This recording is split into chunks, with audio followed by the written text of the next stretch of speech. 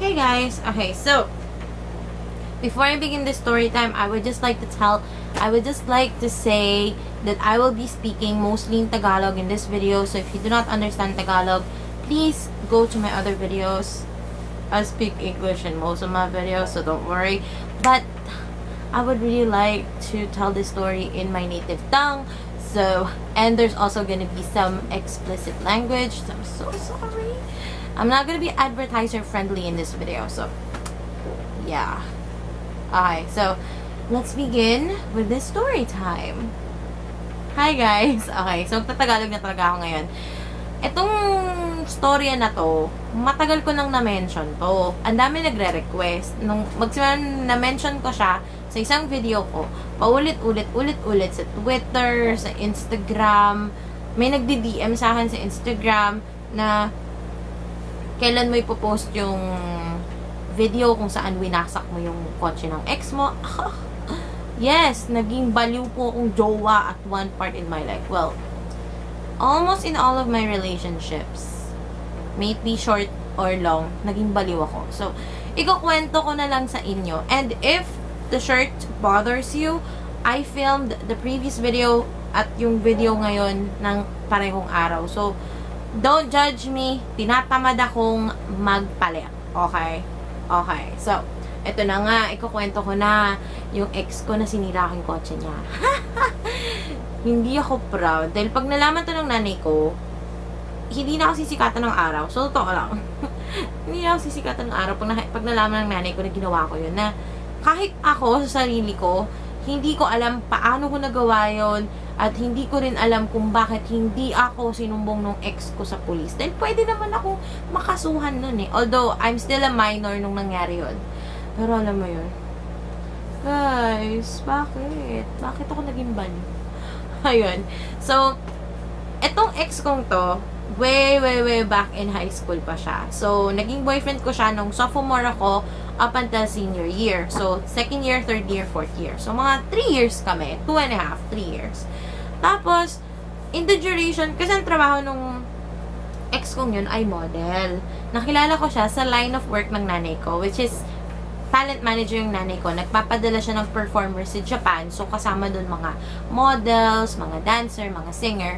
So, wow, miniddle finger ko yung mga singer. I'm so sorry. Ayun na nga. Doon ko siya nakilala. Tago yung relationship namin. At kung etong storyang to, pag nalaman to ng buong pamilya ko, oh my God, isusumpa nila ako. Alam mo yun, ito lang yung naiisip ko yung, oh my God, susumpa nila ako. Pero okay lang. Ayun na nga. Sa mundo kasi ng modeling dito sa Philippines, isang bagay na hindi sinasabi is may ibang models, particularly, well, may babae, tapos may lalaki din, na may benefactor. Ano ang benefactor? Benefactor, basically, ito yung tao na nagpo-provide sa kanila ng either gigs or trabaho or pera or whatever in exchange to pwedeng companionship, pwedeng maging ano ba to? Arm candy, pwedeng maging juwa-juwaan, pwedeng maging alam mo na. Yung alam mo na medyo X-rated yan, rated SPG. So, hindi ko na sabihin. So, itong ex ko, sinabi ko sa kanya from the start ng relationship namin, gusto ko maging honest ka sa akin. Kasi honest din ako. Alam mo yun, maging parang kung sabihin na natin, maging brutal ka na kung sa brutal, na maging honest ka sa akin. Na kung meron kang benefactor, kung meron nagbibigay sa'yo ng ganyan, wala sa akin yun. Kasi, yung relationship naman namin, gusto ko, nung time na yun, was built on trust. Okay? Trust, respect, love. Alam mo yun, yung mga common keme-keme na mag-jowa dyan. Tapos, dito na, napansin ko na lang na parang ang dami niyang bagong gamit. Mga bandang kalahati ng third year hanggang fourth year. So, yung mga bagong gamit na sinasabi ko, as in, bagong shoes every week, mayroon siyang 2 bagong phone, mayroon siyang bagong kotse, yung kotseng binasag ko actually. Tapos, meron pang iba eh. Parang ang daming bagong gamit niya. Na ako, nagtataka ako, wala ka naman masyadong gig, bakit meron ka? Doon nagsimula yung away namin. nagkakaroon na kami ng away nung mga panahon na yon na parang pag napansin kong may bago siyang gamit, sobrang defensive siya. Na parang, bakit? Hindi ba pwedeng magkaroon ako ng ganito? Yung mga ganong away. So, parang sabi ko, hindi, na-appreciate ko lang naman. And yung ex ko na yon, he is older than me. He's not in his 30s, okay? Mga nasa early 20s, mid-20s. So, parang as in, ang layo ng age gap namin, diba? Ang layo, ang laki talaga dahil. Na kahit ako, bakit ako nagkagusto niya? Actually, siya yung una nagkagusto sa akin. Tapos, niligawan niya ako. Tapos, basta, mahirap ikwento yung love story namin. Ayun na nga, mga 4th year na ako noon, dun na ako nagkaroon ng chingling-ling sa utak na magtanong-tanong sa mga common friends namin, nakatrabaho niya. Tapos, one of his closest friends, si Dave. Hi, Dave. Alam kong nanonood ka ng videos ko. One of his closest friends, si Dave, kaklose ko din. So, parang one time, tinanong ko na lang si Dave na, hey, Dave, may ginagawa bang dapat kong malaman sabi natin ang pangalan ng ex ko ay si Anthony. Wow, Anthony. Pero hindi Anthony pangalan niya. Si Anthony. Tapos sabi niya, wala naman, ganyan. Tapos, biglang dumulas sa bibig niya na parang, oo nga pala, may bago siya nakilala. Ganyan, benefactor. Eh di ako parang, what? Benefactor? Although, hindi ako against doon. Parang ako, mas maganda lang meron siyang benefactor para merong nagpo-provide sa kanya ng gigs, may nagpo-provide sa kanya ng mga racket. Hindi ko alam, iba pala ang pinaprovide niya dun sa benefactor at iba ang pinaprovide na benefactor sa kanya. Parang alam mo na, rated SPG guys. Oh my God. Eh di ako, parang napaisip na ako to the point na nagiging paranoid na ako sa kanya. Ang dami naming episode na nag-aaway kami. Tapos, ayun na nga. One time, etong si Dave, may pinakita siya sa akin picture ni Anthony at yung benefactor. Hindi ko pa nakikita in person yung benefactor ever in the storyline. Tapos nakita ko sa picture, ang picture nila ay nakakandong si benefactor kay Anthony. Die! Oh my God, die! Hindi kinaya ng powers ko. Pero, hindi ako nagkaroon ng moment na nagwala ako nung nakita ko yun. Parang ako, naging kalmado ako. Pero yung utak ko, push. Kahit, parang, what? Ganun si ate. Tapos parang, after kong nakita yung picture na yun, unti-unti na talaga, nagkakaroon ako ng trust issues kay Anthony. Then, parang siguro 3 weeks after nun, inaya ako ni Dave sa isang after party ng event na pinagtrabawan nila ni Anthony. Hindi niya sinabi sa akin na may nararampa siya. Tapos, nalaman ko na lang kay Dave na, uy, may fashion show kami, tapos may after party, sama ka sa after party. Si ate, syempre, dahilang girlfriend, tumakas ako sa bahay, sumama ako. Hindi ko makakalimutan yung pagtakas ko nun. Tumalon ako sa bubong. Kahit ako, natakot ako sa buhay ko nun. Kala ko mamatay ako, ayun na. Tapos, pumunta sa after party, dun ko nakita si Anthony, tsaka yung benefactor niya. They were, naglalandian sila sa party. Kasi alam mo yun, magjowa ang peg. Kung alam niyo lang yung galit sa puso ko. Alam mo yung, gusto ko siyang batuhin ng, kasi, syempre party yun. Ang daming alak, daming bote. Gusto ko siyang batuhin ng bote. Pero parang, alam mo yung ginawa ko. Magloka kayo. Nilapitan ko silang dalawa. Tapos parang, katingin lang ako, nakasmile. Sakita niya ako. Parang, babe, yan. Ba't nandito ka? Alam mo na, yung common scenario ng lalaki na, ba't nandito ka? Tapos parang ako, sinama ako ni Dave kasi, di ba, may fashion show kayo. Hindi ako nakanood pero support na lang ako dito. Parang ganun. Hindi ako nag-iskandalo dun sa party. Hindi. Alam mo yung utak ng serial killer na hindi naman ako papatay ng bigla-bigla pag-iisipan ko mabuti. Di parang ako, throughout the night, hindi naman ako masyado nagtagal dun sa party. Parang after nun, as far as I remember, pumunta ako sa parking lot. Kasama ko si Dave nun. Tsaka yung dalawa niyang friend na girl. Nakalimutan ko na yung pangalan niya. Kita ko yung kotse niya. Actually, hinabol niya pa ako sa labas nun. Hinabol pa ako ni Anthony sa labas nun.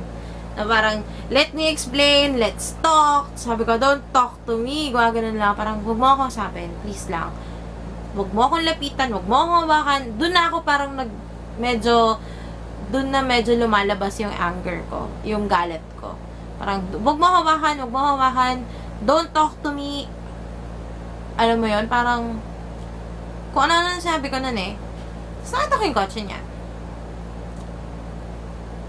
First thing I did was, hinarap ko siya. Kasi parang, at least mag-usap tayo, sinabi niyo yun, naalala ko yun Tapos, pagharap ko, tingnan ko siya, sabi ko, gusto mo malaman anong nararamdaman ko ngayon? Gano'n ko siya. Tapos parang, oo. Tanga ni kuya, sinanong pa sinabi niya, oo. Ginawa ko, naka-heels ako nun Tinanggal ko yung heels ko, tinapakan ko yung hood ng sasakyan niya, hanggang makapunta ako dun sa pinakabubong. Tapos biglang sabi ko, eto naramdaman ko. Nagpapadyak lang naman ako sa bubong. Tapos tinapakan ko ng sobrang bigat yung hood. Tapos parang inisip ko pa kung tatapakan ko yung salamin niya. Pero alam ko, mamamatay ako doon. Bubog. Hindi pwede. Ginawa ko, sapatos ko, pinalo ko doon sa windshield. Tapos bumaba ako ng sasakyan. Sa likod ako bumaba. Ganon din ginawa ko sa likod. Tapos, yung takong ko, medyo sira na kasi yung sa takong part. Kinadkad ko dun sa gilid. Binasag ko yung, side mirror. Ganyan. Tapos, pinipigilan niya ako. As in talagang, wag mong gawin yan. Sabi ko, pag hinawakan mo ko, mukha mo ang babasagin ko. Ang kuya ko nandito. Hi, kuya! Hello. Hello, Philippines. Hello, world. Kuya, bilisan mo! Nagpe-film ako. Hindi mo ako sama din. Naririnig ka. Ayoko mag-edit. Nakausap mo ko. Maingay ka pa din. Maarte ako. Ay, hindi ako bading. Hindi ka ba di? Oo nga, may 3 kang anak. Ano lasa ng kulay green na to? Can you see? Yung green na tsaka. Wag! Ano Wag! lasa? Wag! Ano nga? Ano lasa? Bakit gano'n? Ano ba to? Basahin mo. Antioxidant. Hindi masarap Ay, basta kumuha ka lang dyan. Hindi masarap? Hindi ako nasarapan dyan. Banaba ata yan. Green tea. Ayun o. Uy, kumuha ka na dyan. Ha? Tingnan mo itong kapatid ko, di ba? Gumagawa ka ng video. Tindi. Bilis na! Green tea. Isa po akong bata. Ikaw di ka nagpapaalam Green. 빨리 하자. 빨리. Ito. 오빠 빨리. Ito. Wag yan, pampajebs yan. Ito sigurado ka hindi pampajibs to. Sigurado ako dyan. Ibalik mo yung pagkakasara, mawawala Sorry yung kasi. lasa niyan. Sorry yung inom yan. Ay, shoo. Okay. Bye. Sira. Ninita. Kapatid ko, guys. Ayun na nga. Tapos pinipigilan niya ako. Ang hirap bumalik sa story na. Ito na. Ayun na nga. Nung pinipigilan niya ako, sabi niya, wag. Sabi ko, sige. Sabi ko, hawakan mo ako, mukha mo babasagin ko. Siyempre, asset niya yung mukha niya. Gwapo siya. Sapat. Oh my God. Ayun na nga. Tapos, after nun, parang kumalma ako. Actually, medyo nag-fuzz out na yung utak ko nung sinisira ko yung sasakyan niya. Pero, Ang naalala ko talagang ginawa ko, tinapak-tapakan ko yung hood niya, tinapakan ko yung bubong, binasag ko yung windshield, binasag ko yung... As in, basag lahat, guys. Wala. Siguro gulong lang ang tinira kung hindi ko ginalaw. Kasi wala akong, wala akong dalang pang puncture. Kahit, tsaka takot akong bumutas ng ganon. Alam mo yung pagkatapos nun, si Dave, alam mo din nangyari. Nag-aya akong uminom somewhere else. Pero, hindi ako uminom talaga ng... Kasi, minor pa ako nun di ba? Alam ko naman yung limitations ko. So, nag-aya akong uminom. Sila lang pinainom ko. Ako, ininom ko iced tea. Saya. Ayun na. Medyo boring na nga Medyo boring na after this. After nung sinira ko yung sasakyan niya. Pero ito lang guys sasabihin ko sa inyo. Up until today, I don't know bakit hindi nagreklamo yung ex ko sa police. Hindi niya ako hinabol for anything for his car. Tapos after nun kasi nag-usap pa kami. Pero siguro I don't know, personal ko na lang na naisip. Siguro alam niya yung ginawa niya sa akin. Kasi from the start of our relationship, sobrang honest ako sa ex ko na yun. Sobrang honest ko kay Anthony na to the point na alam mo yung kahit na siya yung pagod, alam mo yung pagod siya sa work, pagod siya sa ginagawa niya kasi may iba pa rin siyang trabaho, may iba siyang ginagawa. Iniintindi ko siya. Pero ako, hindi niya naisip yung kapakanan ko. Being a minor and being a woman, alam mo yon, the least you could do is be honest to me. Like, dude, maging honest ka sa akin. Siguro nagsimula kay Anthony yung trust issues ko sa mga lalaki. Kaya yon, ang atin nyo, Peter. Pero ngayon naka-move on na rin naman ako. It took me a while to move on from Anthony. It took me a couple of, hindi naman taon, months lang. Kasi after nun, parang na-release ko yung galit ko sa kanya through his car. Pero masakit yung breakup namin. Kasi, nung last kaming nag-usap, after I broke his car, parang mga siguro a few weeks yun na talagang umiyak ako, dun lang ako umiyak. Lagyan mo na lang dyan, Kel. Ako na lang.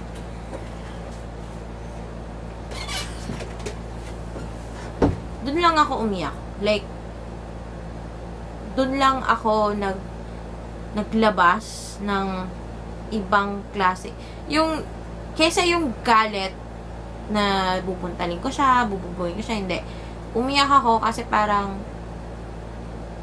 hindi mo pinahalagahan yung unang-unang bagay na sinabi kong gawin mo sa akin, which is be honest. Ayun.